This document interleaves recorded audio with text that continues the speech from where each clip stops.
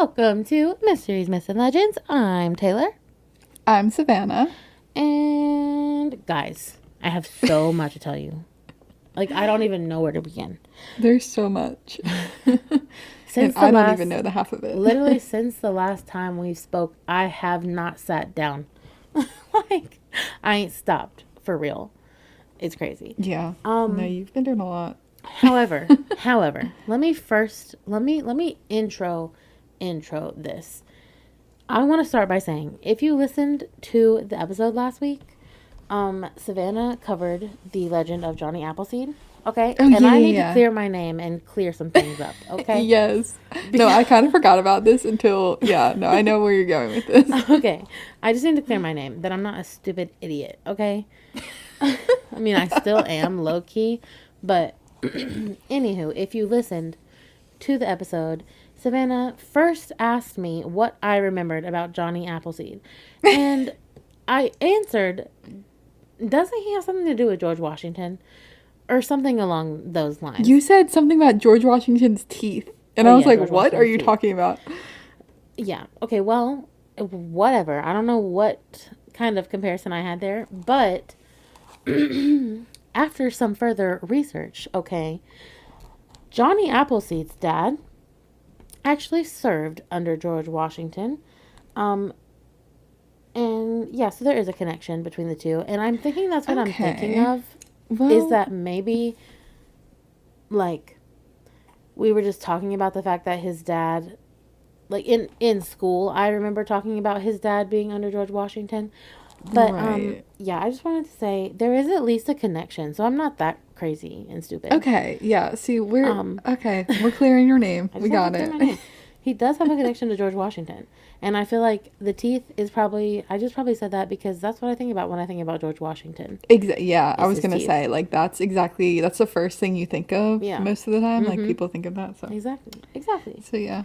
Exactly. Okay. So, first of all, sorry I had to clear my name in the people's court.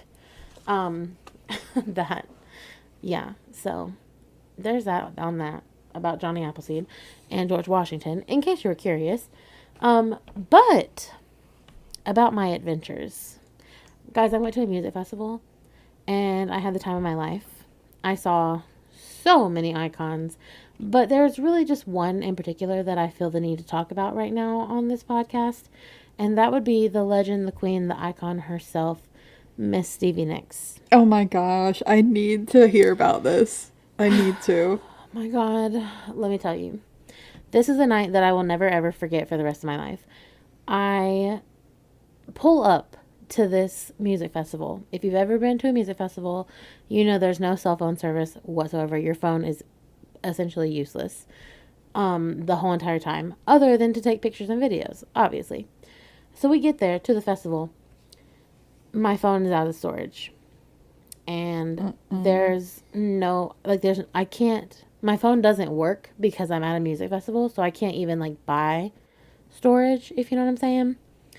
So, unfortunately, I do not have very many videos. But that allowed me to have a wonderful time and be very present in the moment of the music festival. And that leads me to believe that Stevie Nicks is a witch. Oh my gosh. And I know that's a common legend, okay? This is like a little pre-legend before we actually get into our actual mysteries, myths, and legends for the week. Oh, okay. Because hear me out. We woke up, so Stevie Nicks was the headliner for the second day of the festival. And the previous night / day, we exhausted ourselves far beyond what we should have. So we woke up Saturday morning dead to the world. And It was also storming, like thunder, lightning, kaboom, blam, shaking the house down. Bad. And we were like, and they said this was an outside music festival. So we were like, what are we going to do about this situation? Luckily, the people that we wanted to see weren't playing until later in the day. So we were like, hopefully it passes, you know. Mm-hmm. We get ready. We go. It passes. It does pass. It's like cloudy, very cloudy, and it sprinkled like a little bit throughout the day, but essentially it wasn't raining all day. which we were so grateful for. Like, it got all the rain out in the morning, and then it was just like not even hot because the sun was covered by the clouds. So it was kind of perfect, low key. Okay. And then it's like the most beautiful sunset you've ever seen for Maggie Rogers to play. Love Maggie Rogers. I want to talk about an icon. She also brought out Noah Khan to perform. It was crazy. And then Miss Stevie Nicks herself comes out. She's killing it. She is a 75-year-old woman who doesn't look like she's aged a single day, first of all. Sounds the literal exact same in her voice as she did on the record. And she was live singing, honey. She was live singing. And she even at one point brought out her vocal coach and said, there's no way that I would be able to sing at this age without this man right here who has been able to keep up my vocal cords. And I was like, shout out to Steve for keeping up that woman's vocal cords, because that woman put on a show. She changed shawls like 10 times. Oh my God. Into the most, like, each one was more and more exquisite. It was just like, oh my God, it was everything I ever wanted and more. I love her. Oh my God. I love her. And one of the shawls was the original shawl from like one of the covers of the albums of Fleetwood Mac. And she said, yeah, and it's in mint condition, baby. And she was just such a mood. She was such a mood. She was just telling us so many funny stories. And then, okay, so it starts, she steps out. Like, when she first came out, she was like, you know what? I have wished and wished and wished for all day for this rain to go away for you guys out there. Because, you know, she's covered on the stage, but we surely were not. And the second she says that, it starts raining. Oh my God. But it was just light, very light rain, right? And then it stopped, and then she performed her entire 1.5 hour set. And then she said, okay, and now this is the part where I fake leave the stage, and then you guys cheer my name, and then I wait a minute, and then I decide I'm going to come back out again and play a couple more songs. So she does that. And I was like, first of all, Queen, I love that you're real enough to say that. That's right. Period. I know. Honestly, okay, side note though, like, I kind of am like, why has that become such a thing for bands to do? It is just like, honestly, at this point, just, we know that it's going to happen. Like, just play the other song and don't fake walk off it. I feel like it's became too much of a thing now that if you were to end the show, people wouldn't leave because they would think that you're coming back out. You're right. You're right. But it's just like, I don't know. It really has it is such annoying. A big thing. I'm just like, guys, come on. Yeah. Like, we know what's happening. But so she was real for saying that. It's like a fake encore. Literally. Every single one I've ever seen is a fake encore. Yeah. But obviously, you know, she hasn't sang some of her biggest songs. So she comes back out and she's like, I'm back. And she starts singing Free Fallin' by Tom Petty. And the second she sang the first chorus, it starts a torrential downpour. Oh my God. And then she sings. She is a witch. And then she sings Rhiannon. The downpour has not stopped. Then she sings Rhiannon. And then it's her last song. And I've never felt rain harder than I felt it on Friday night. I didn't have nothing, honey. I was soaked all the way head to toe to my bones. But she starts playing Landslide. And it's absolutely torrentially pouring down to the fact that I don't think any single person there, and there were like 50,000 people there, I don't think any single person got a video because their phones would be drowned. Yeah. And I have never experienced that amount of people not on their phones, just absolutely screaming a song, getting absolutely poured on water. It was like the most magical moment ever in life. And then somehow, as it's raining so bad, like, and it doesn't stop. After Stevie got off the stage, it's still pouring torrentially. It creates this river down the way we have to walk, which created a whole disaster for us. But I'm like, it was like 5 inches of rain within 15 minutes. And somehow this woman was still able to put on a fireworks show. Riddle me that. Oh my gosh. Riddle me that. What? I don't know how that's possible. I'm actually They had serious. fireworks. So, in conclusion, I believe that Stevie Nicks is a witch. And also, I'm not the only one, honey, because this was a 3-day festival, and that was the only day that there were protesters outside with like megaphones and signs screaming like, "You're going to hell! You're going to hell for listening to this devil music." What? Just because of her? I guess. And I'm like, yo, we just vibed my so God. hard, woman. Like, chill. Chill. So, Ugh, yeah. It that was crazy. sounds amazing. Like, it It sounds like, was. okay, you're gonna get soaking wet. Mm-hmm. But that is the perfect situation for that to happen. I'm saying it was such a vibe until we had to walk back to the car, which was absolutely not a vibe. But Yeah. it was just so, like, if you want it to torrentially downpour, you want it to torrentially downpour while you're listening to Landslide by Stevie Nicks. Like, Yeah. that's, Yep. Yep. I'll Yep. never, it'll never get better than that. It was She crazy. probably did conjure it up with No, her witchy because ways I'm just telling so you, people weren't on their phones or something, and just like also you said. like the way she was dancing, I was like, this seems like a ritualistic dance. Like it, Oh my gosh. and I'm like, I just, she was literally doing the rain dance. I actually genuinely think she was, and she actually caused that.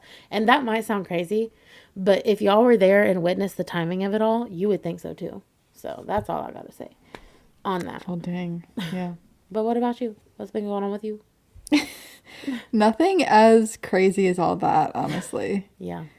Like, Yeah. No, that was a lot.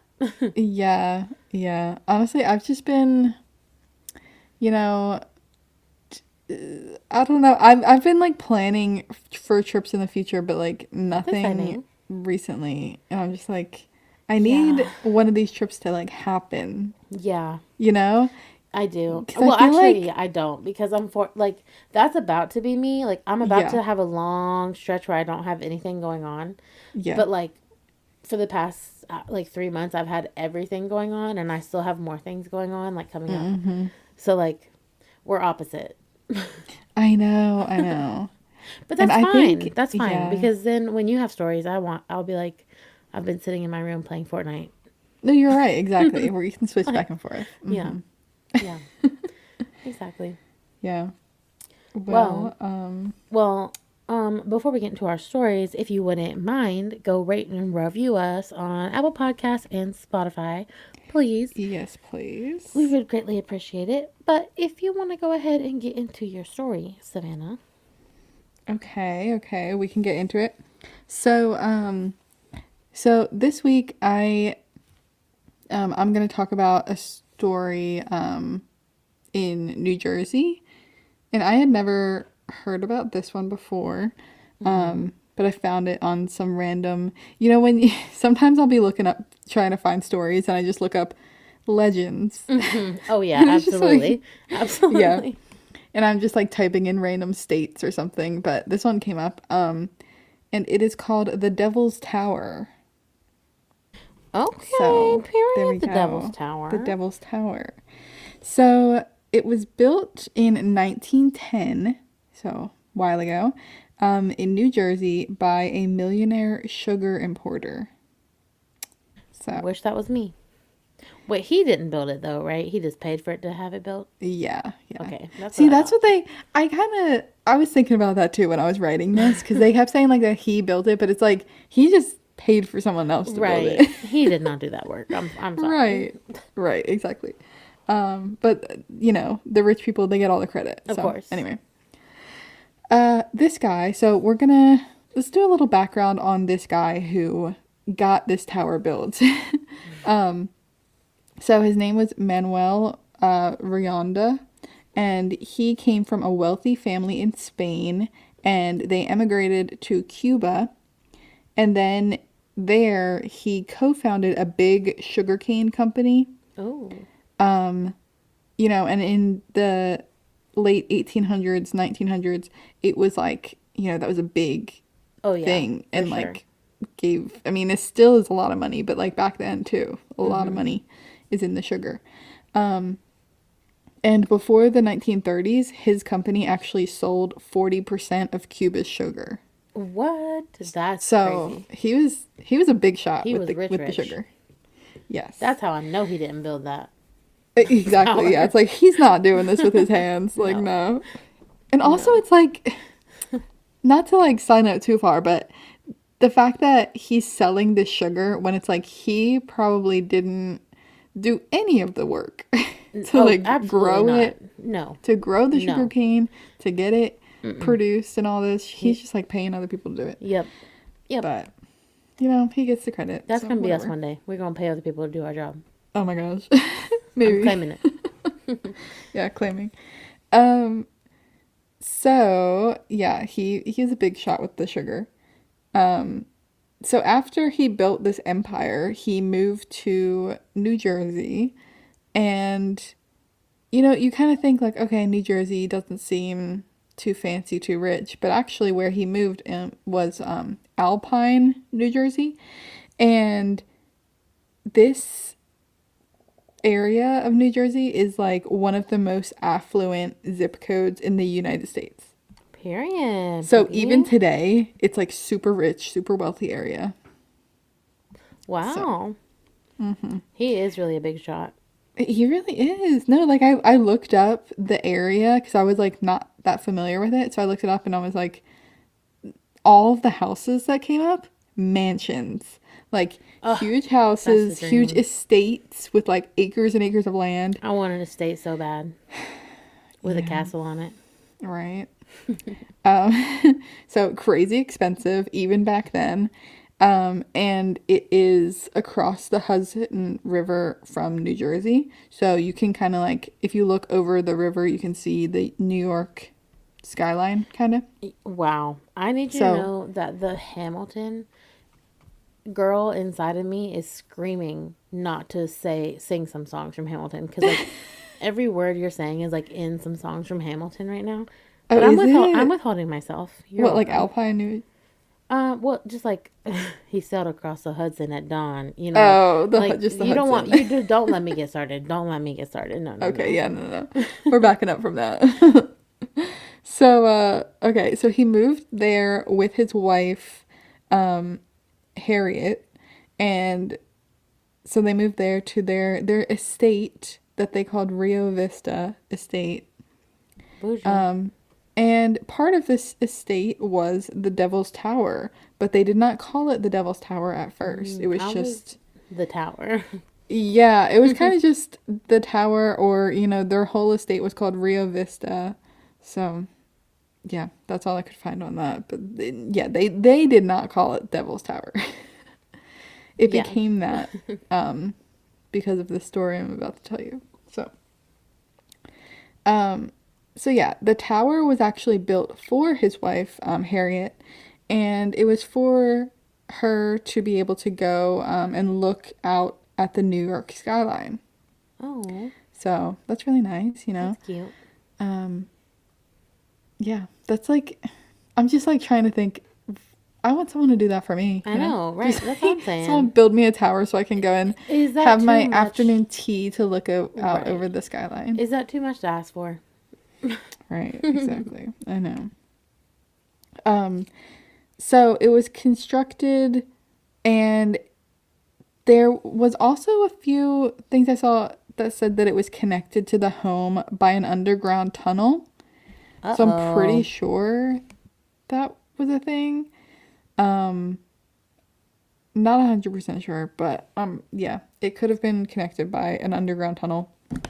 And so the legend says that one day Harriet, she was at the top of the tower looking out, you know, enjoying the view as always. And she looked down to see her husband with another woman. Oh, Yeah. no. Not in the view of the And tower. yeah. So, and apparently he was just like, she had to like look directly down to see because like they were on the property still. Oh, It's not yeah. like they were like far away or anything. But so, you know, she was like, oh my God, he's cheating on me. And her heart was broken. So, of course, she tossed herself over the edge to her death.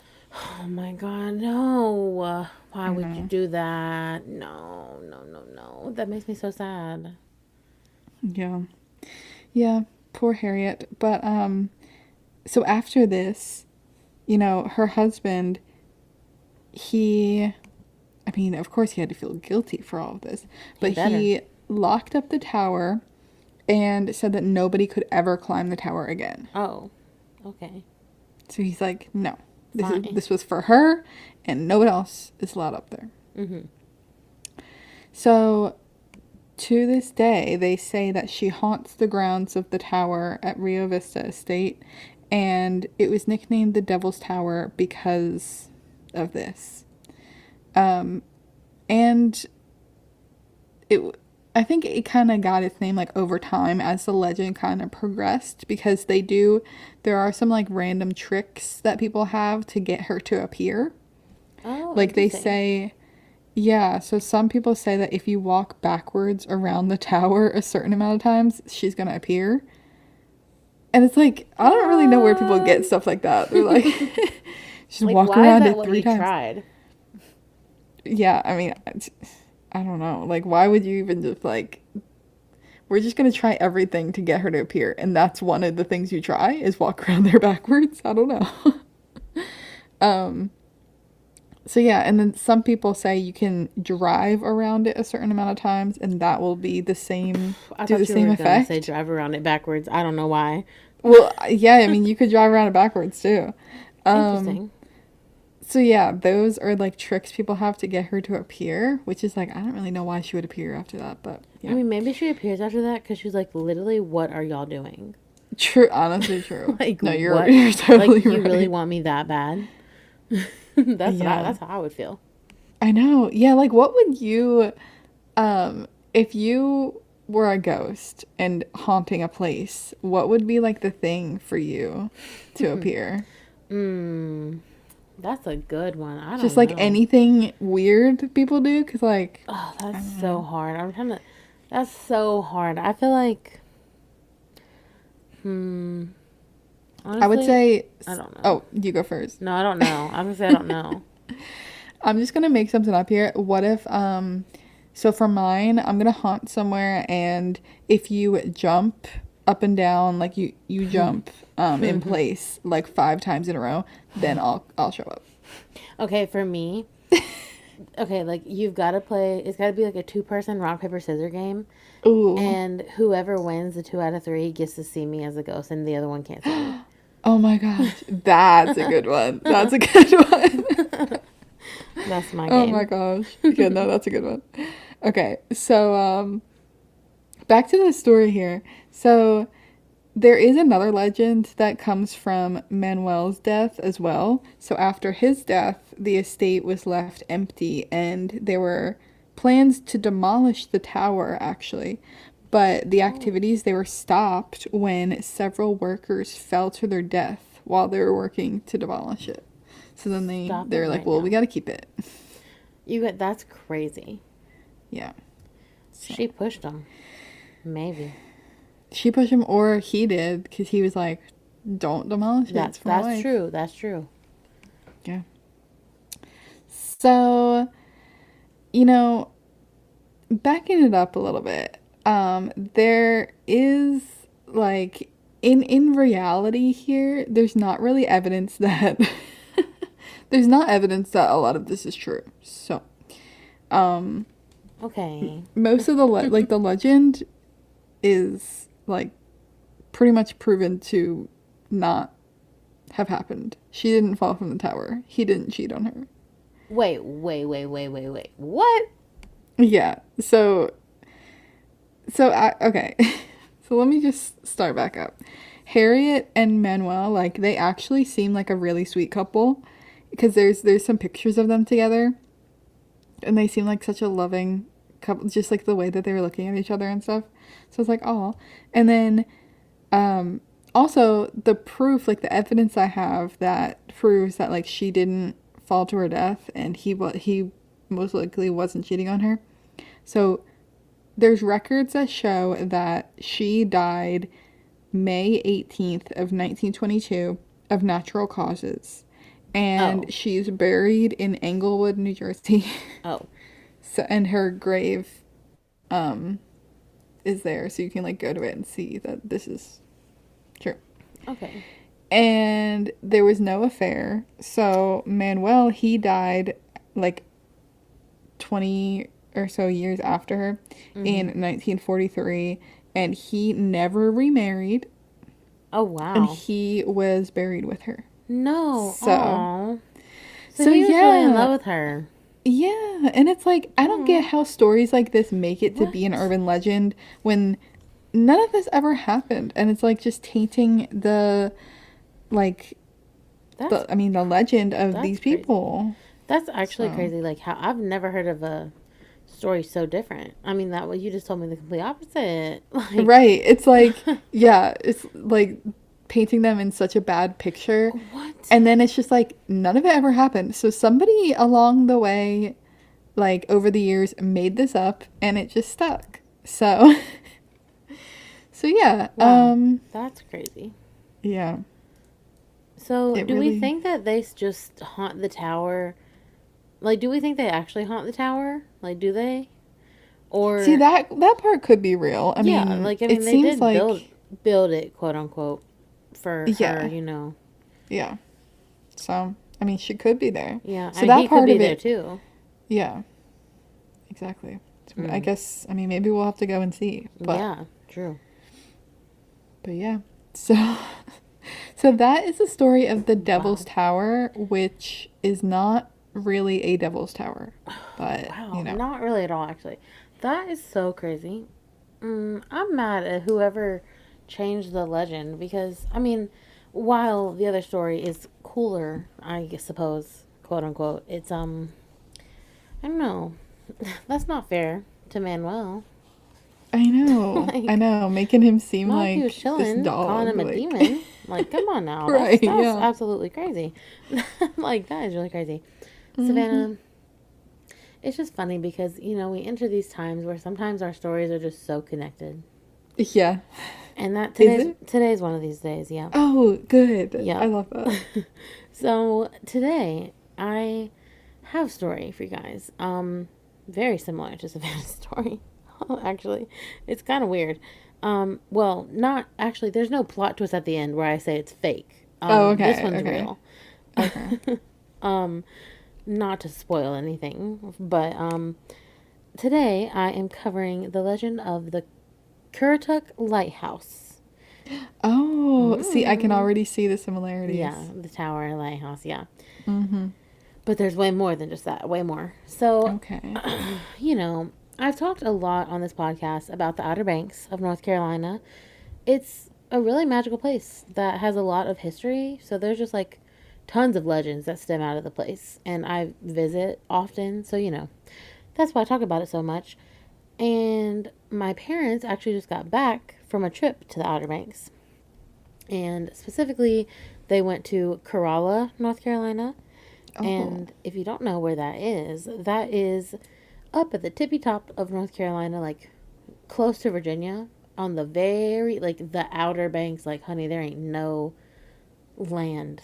You're on like a Oh. strip of island.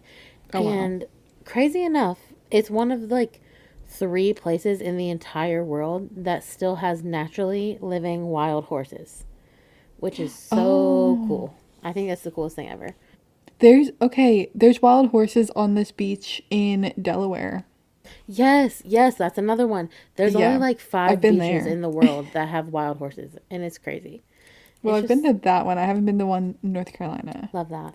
Now I need to go. I've been trying to plan a trip to the beach somewhere, and I'm trying to decide where to go. Okay, but Because, honestly, like, I haven't really visited anywhere in the Outer Banks that much. Like, I've been, like, one time ever, and I don't even remember what city. And I was, like, looking at it, and there's, like, I don't know what city would be best to go to. So maybe I should just, like, ask you well, and first see, of but, all, you can go through to all of them in the same day.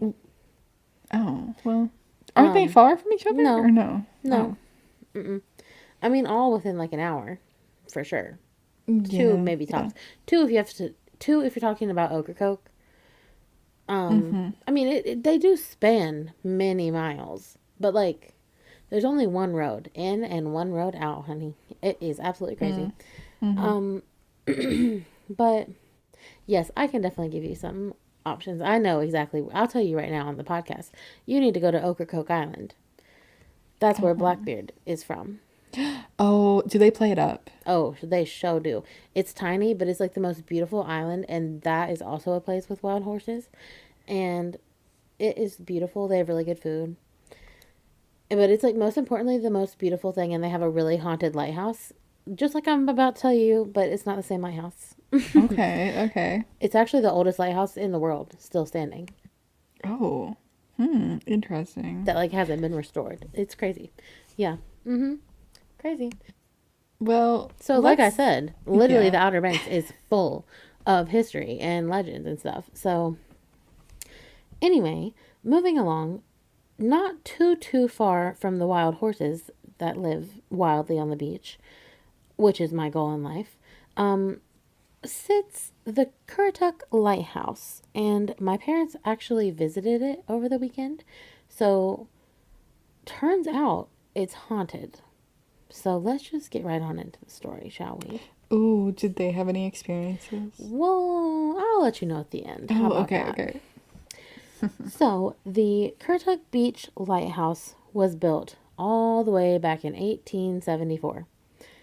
It was always this like warm, comforting feeling to mariners along the way on this really dark and dangerous 40 miles of coast that lies between Cape Henry and Bodie Island. So I guess it's actually 40 miles. So I don't know how long that is. The Outer Banks, because that's the totality of it. So not too far. Okay. Anyway, this lighthouse was visible to ships from 19 miles away at sea, which is a lot, honestly. That's really far. 19 miles, and you can see the light. That I Yeah. mean, that's That crazy. that is crazy. I never really realized like or I mean I've thought about it before, like how far do lighthouses actually go out, you Right? know? Yeah, But that's way farther than I that's thought. way farther than I thought. Yeah, I was giving it like 7 max. Yeah, yeah, This one's 19. It's crazy. It's also the only brick lighthouse in North Carolina that has not been painted. So, another fun fact. So, yeah. Let's see. How did I lose my spot already? I haven't even begun the story. Okay. We are going to go taking it back to the original owners of the property, okay? So, basically the owners, they did whatever. I'm not really actually talking about the owners. I'm more or less talking about the families of the lighthouse keepers. So if you've ever listened to our podcast, we've covered many a lighthouse before. And back in the day when lighthouses were like in operation, actually, to guide ships as they were created to do, there would always have to be a lighthouse keeper making sure that the light was lit for the boats so they wouldn't crash. So a lot of the times these lighthouse keepers would be staying and living here at the lighthouse for months and months and months and months. So obviously they didn't want to leave their families. And funny enough, this place had it's like a duplex situation where it's like two of the same house connected, kind of. And it's like big keeper's house. So anyway, yeah, so that's where all the lighthouse keepers and their families stayed as they watched over this lighthouse and made sure the light was lit. So the original keeper, or at least one of them, he had a daughter named Sadie. So him, his wife, and Sadie, they moved in and they were as happy as can be. It was literally his dream job. It's like he loved being by the water, and Sadie did too. It was literally her favorite thing to do was walk by the water and like pick up shells, which I mean, girl, me too. Me too for real. And so Sadie slept in what is called the north bedroom of the house. It's like a 3-story house, I'm pretty sure, and it's like the very, very top. I think she just picked that because it was at the very, very top. I think she picked out her own room, which is cute. But yeah.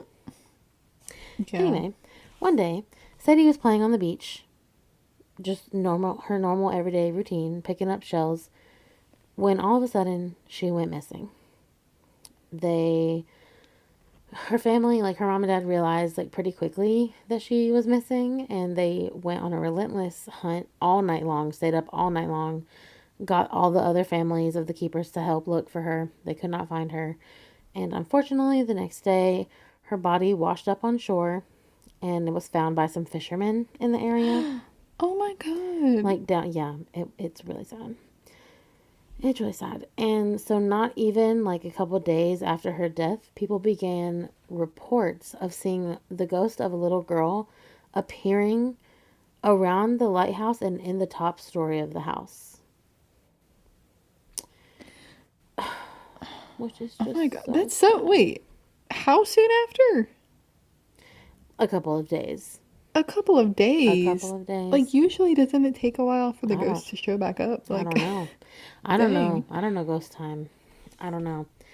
But so what's crazy is that so I didn't even know what story I was going to do this week, and my parents, I had just got back from that festival and they had just got back from the Outer Banks and they were telling me about this lighthouse. I was like, "Oh, that's so cool." And then I realized like, "Oh, I need a story." So I get out one of my books that I have. I have many books on different legends and things just to try to spark an idea. I flipped to a random page and it's the lighthouse that they were just telling me about, and I was like, "Okay. So I have to do this story." I mean, yeah, that's a Like, sign. okay. Definitely. So I did that Sadie story was the one that was in the book, and her, telling how she haunts the place and specifically the North Room. She's also seen sometimes around the lighthouse, but mostly in the North Room. But then I go online. I do some more research, and there's a lot more to the story, guys. It gets really crazy. So it's called the North Room. Okay, the very tip top room. Um, Legend says it's cursed. And I know I've been doing a lot of curses, but this is also a haunting. So, mostly a haunting, I would say, but also cursed. Because the legend says that illness, misery, and death will fall to anyone who sleeps in the north bedroom. Oh, interesting. So, over the years, lighthouse keepers and their guests who slept in the north bedroom would report waking up and seeing the ghost of Sadie as real as she could be, like as if she was just standing there, like IRL. And then they would become like severely sick and have to like leave. But the second they got outside of the room, they were okay. But if they went back in, they were ill. So then they would end up leaving and not actually staying like in that room. They would have Oh. to change rooms like in the middle of the night. Yeah. So now what is wild, and I was just like, I'm just a little bit confused because, I mean, I feel like Sadie's death, like maybe it wasn't an accident. That's what I was thinking at first. Like, oh, maybe her death wasn't an accident and she's mad about it. But I actually kind of do think Sadie's death was just an accident because when I was looking online, turns out Sadie is not the only spirit that lives in the north bedroom. Not even close. Oh, wait, so was there one, it was there before her? Actually, Sadie was the first, Oh, okay. but then there were more that followed. That's, So, yeah, okay. it is said that a woman named Lovey Austin, her ghost also remains in the north bedroom. This woman, her name was Lovey, which I think is just cute, a little cutesy. She was the wife of William Riley Austin, and he was actually one of the last lighthouse keepers stationed at Currituck Lighthouse. And so it doesn't really say how Lovey died, but she did end up dying in that room. And so I don't know how she died, but maybe it was just natural causes and that's why I couldn't find it. But Lovey did end up dying in the north bedroom. And so her best friend, her name is Miss Lockwood Powers. And after her death, after Lovey's death, Miss Lockwood Powers like was super like depressed. Obviously, it was her best friend, and all she wanted to do was go stay at the lighthouse to feel closer to her friend. Which I mean, I totally get. You know, like Lovey lived there, and she loved it there, so she just wanted to feel closer to her friend. So it makes complete sense to me. Unfortunately, when Miss Lockwood Powers got there and laid down, she's in her little vibe era. Unfortunately, that night, she fell sick with a mysterious illness and actually died during her visit in that room as well. Yeah, Oh and her my body god. was placed in a horse-drawn carriage and taken all the way back to Kitty Hawk to be laid rest with the rest of her family. Isn't that crazy? It is. That's so sad. Yeah. And what's even more sad is that this room is described as, quote, the gloomy little room. Which, I mean, when you think about the context, obviously, because so Yeah, many people I died in mean, there. But they're actually not even referring to that. They're referring to the fact that it is the room with the least amount of windows and also the mm, smallest windows. So not only is it just at the very top of the house, it's hot, but it's also dark. Like it's pretty dark in there all the time, even if it's really sunny mm-hmm, outside. So mm-hmm. that's just really sad. Really, really, really sad. Just gloomy vibes. Big gloom energy. Mm-hmm. So, um, during its last hours of operating as a lighthouse, with working lighthouse keepers anyway, there were three families stationed at this lighthouse. Okay? So one of the keepers' wives caught tuberculosis. Shocker. Oh my god. Shocker. Tuberculosis just always finds its way. It does. We always circle back to tuberculosis. I swear every single time. But so they decided to move her. They actually weren't living in nobody was living in the north bedroom at the time. But they decided to move her up there because it was the farthest from everything else in the house. And they were like, okay, maybe, people can tend to her, but maybe we won't have to get tuberculosis. Like they quarantined her up there in the north bedroom. Okay. So, at the time, obviously, as you know, there was no cure for tuberculosis other than fresh air from the mountains, Right. which is not where she was. She was at the beach. So, this poor woman was locked away in this gloomy room with only two tiny windows to look out of. And she's just like watching her children grow up and play and run around and like seeing the ocean. And while she's just literally locked up there in misery. It makes No, me that's like horrible. borderline kidnapped almost, even. Like, it's just sad. It's just sad. And Just even imprisoned. literally, and then even worse, she ended up dying from the tuberculosis. So that was like the end of her life. Hmm. It's just so sad. And it's bad enough considering just how many deaths that there have already been in this room alone. But it gets worse. It gets worse, guys. Of course it does. So the other families of the that were living in the house, so there would be like 3 to 4 families living in this ginormous house at once so that they could go on shifts for the lighthouse jobs. So the other families that were in the house, they decided that they were going to just gather up all of her belongings. And I mean, like, literally every single item this woman ever owned, like every piece of clothing, every piece of jewelry, all of her shoes, everything. Anything that she could have owned, they gathered it and put it in a wooden barrel and sealed it and left it in the north room and just like locked it away. What? And then all the families moved away because then they stopped having like housekeepers. Oh And my I'm like, god. why did y'all even What? bother then? If y'all were leaving, why did y'all lock her stuff away in a barrel? Like that They is, put all of her stuff in a barrel. and I'm just What? like, why would y'all want to like erase her like that? Like even her own family moved away. Mm-hmm. Like all of her belongings, that could just never. It could never be me. It could never. I would need at least one thing. Like dang, come on. So anyway, moving forward in history a little bit. Um, the keeper's house was the lighthouse keepers. Lord, I cannot speak today. Um, it was abandoned in 1938, which was, to be fair, a long time, 100 years after it opened. Um, and the legend kind of spread around to the children who lived in the nearby villages to quote unquote never touch the barrel. Oh my god. It was a common theme apparently back in the day. Everybody was like, "Don't touch the barrel, don't touch the Okay, barrel." are they going in there? Like, Well, it was abandoned, so like Okay, And so it's they would just go in and hang 1938, out. so Yeah. like they don't really have anything else to do. So probably, yeah. Yeah. But No, the I thing feel is, that. like, it's like you're gonna get the cheese touch. Like, don't touch the Oh my barrel. gosh, not the cheese touch. Uh, If you know about the cheese touch, you're a real one. yeah.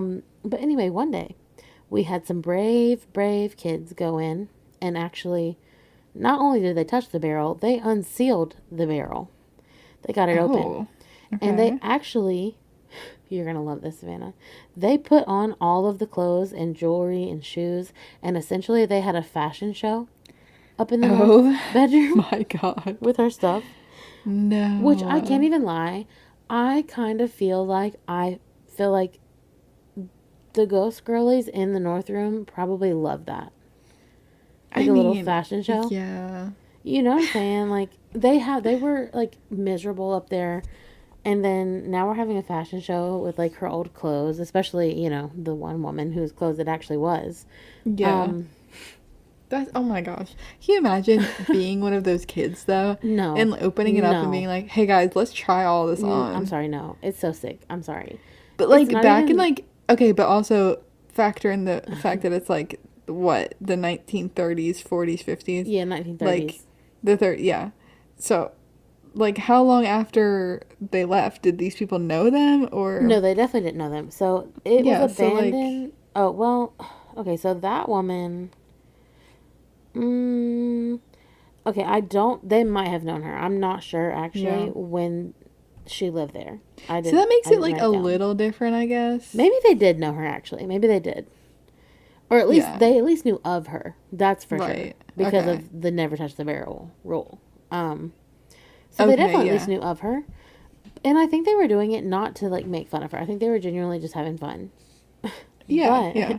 however, the people who did not love it were the children's parents when they got caught.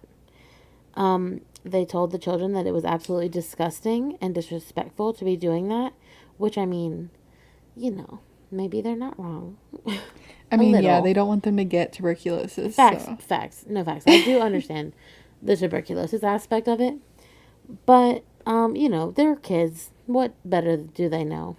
Nothing, Yeah, exactly. Yeah. Um, but sadly, this is really, really sad. The parents decided that to take it even further and that it was all just like too dark of a history to have around. So they got the barrel and all the stuff and they burned everything. They burned the barrel all the way and all of her stuff. They burned it all. No. I was gonna ask if part of that was like Yep. in Nope. there as like a museum or It's something gone. still, but no, they burned it? Burned it all. What? It's gone. And I think that's far more disrespectful than the kids' fashion show. So Yeah. that's all I gotta say. And yes, there is a museum on the property today, but that stuff is not there because they burned it. That, oh my God. Yeah, it's just really, really, really, really sad. So today, there are no keepers that actually live on the property full time like they used to. There are, of course, workers and cleaners and people like that who have to come out and do things, obviously, and work there every day, but nobody is staying there full time like they used to. And according to John Wilson, who is the current owner, no guest has been able to spend the entire night in the north room. He doesn't really elaborate on that. Um, Hmm. but the common theme here is that apparently, like when people would try to sleep there, they would wake up feeling very, very, very ill.